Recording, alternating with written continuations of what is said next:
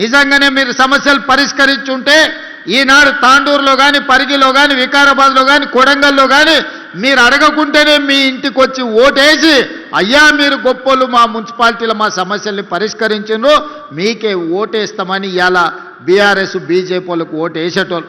నిజంగానే కేసీఆర్ గారు నిధులు ఇచ్చి, నరేంద్ర మోడీ గారు నిధులు తెచ్చి ఈ మున్సిపాలిటీలను అభివృద్ధి చేసి ఉంటే ఇవాళ ఇల్లు తిరిగి వంగి వంగి దండాలు పెట్టాల్సిన పరిస్థితి బీజేపీకి బీఆర్ఎస్కు దాపురించేది కాదు.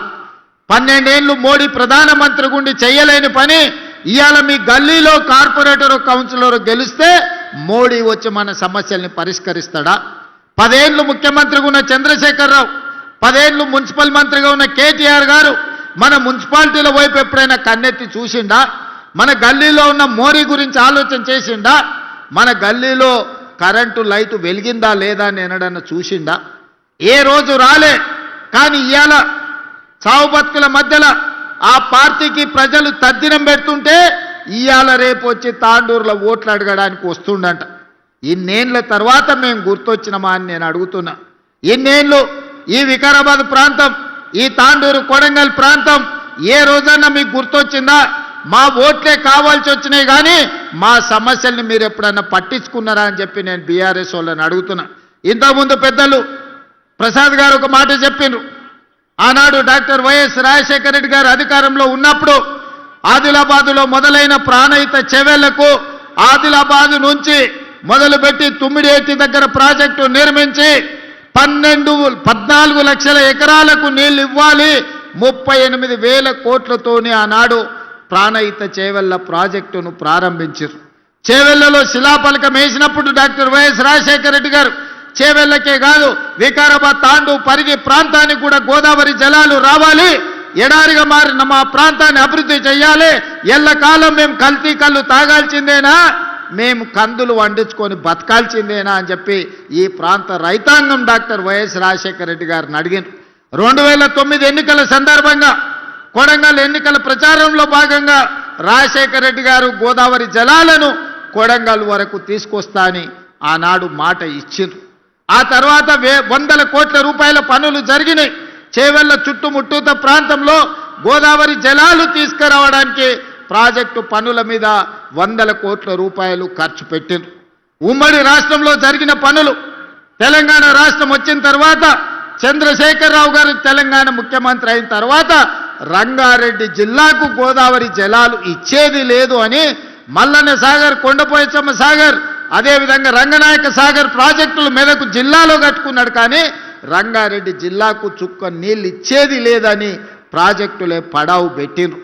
ఇలా సజీవ సాక్షిగా ఎవరైనా మీరు హైదరాబాద్ వెళ్తుంటే చేవెళ్ల చౌరస్తా దగ్గర ప్రాణహిత చేవెళ్ల ప్రాజెక్టు శిలాఫలకం అక్కడ కనిపిస్తుంది చూడండి. ఆ నుంచి 4 కిలోమీటర్ల లోపలికి పోతే అండర్ గ్రౌండ్ టన్నెళ్లు చేసిన పనులు ఎక్కడొక్కడనే నిలిచిపోయి కనిపిస్తున్నాయి. నేను అడగదలుచుకున్న చంద్రశేఖరరావు గారిని, ప్రతి సంవత్సరం గోదావరిలో ఈనాడు సముద్రంలో 3,000 టీఎంసీలు కలుస్తున్నాయి. ఇది నేను చెప్పలే, చంద్రశేఖరరావు గారే గోదావరి జలాల మీద శాసనసభలో పవర్ పాయింట్ ప్రజెంటేషన్ ఇచ్చినప్పుడు చంద్రశేఖరరావు గారే స్వయంగా చెప్పినారు, గోదావరిలో ప్రతి సంవత్సరం 3,000 టీఎంసీలు వృధాగా సముద్రంలో కలుస్తున్నాయి, ఎన్ని నీళ్ళైనా వాడుకోవచ్చు, ఎన్ని నీళ్ళైనా పారించుకోవచ్చు. చంద్రబాబు నాయుడు నీ సూచన చేస్తున్నా, మాది ఎత్తు పల్లాలు ఉన్నది కానీ మీది బాగుంది, మీది విజయనగరం నుంచి శ్రీకాకుళం, మన శ్రీకాకుళం విజయనగరం నుంచి మొదలు పెడితే చిత్తూరులో నెల్లూరు దగ్గర నాయుడుపేట వరకు నువ్వు గోదావరి జలాలు తీసుకెళ్ళు, నీకు నేను సూచన చేస్తున్నా అని ఈ మొనగాడు పోయి ఆయనకు సలహాలు చెప్పబోయాడు. ఆయనకు సలహా ఎందుకు చెప్పినావని నేను అడుగుతలేను. ఈనాడు గోదావరి జలాలలో 3,000 టీఎంసీలు సముద్రంలో కలుస్తుంటే కళ్ళు అప్పగించి సూచనవు కానీ 3,000 టీఎంసీలలో ఒక 300 టీఎంసీలు మా రంగారెడ్డి జిల్లాకే ఇస్తే 30 లక్షల ఎకరాలకి ఈనాడు తాగునీరు వచ్చి ఉండేది కదా. ఏం పాపం చేసిన మా రంగారెడ్డి జిల్లా వాళ్ళని నేను అడుగుతున్నా.